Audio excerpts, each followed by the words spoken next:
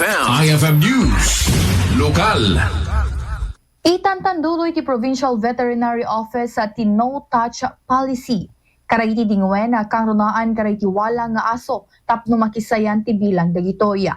Segon kani Dr. Lloyd Valenzuela, Provincial Veterinarian, dagiti aso na mabugaw ket agturong karayti pagtaengan anak kadaywanda kayat nasawon ket iso iti pagnanaedanda. Daytoy ti maysa karayti kalakaan na solusyon kunana tapno sa ana kasapulan ti gumastosa para iti animal pound a pagyanan dayti matiliw awala nga aso ken pusa. Sure ti Duanga City ti Bataken Lawag ket adda ti pound system da.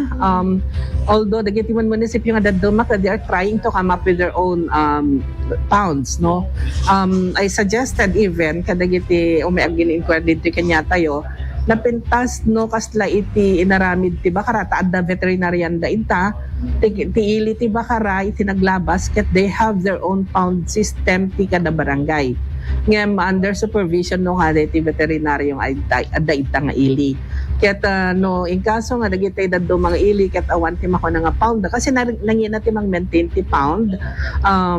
I suggest na yung catch and yung no touch apprehension ti pamayan tayo deta aso nga no territorial ngamin ti aso nga no once nga binugtak mo agsubling yan ti residensya na yan ti amo na so no walang di aso ket nagsubli ka di nga balay definitely is citation namnuhan so they have dati penalty na under the Republic Act 9482 ket i-ordinansahan da lang tapno damit ti mako nang kalasag da kada di pa nang implementar kada iti bana.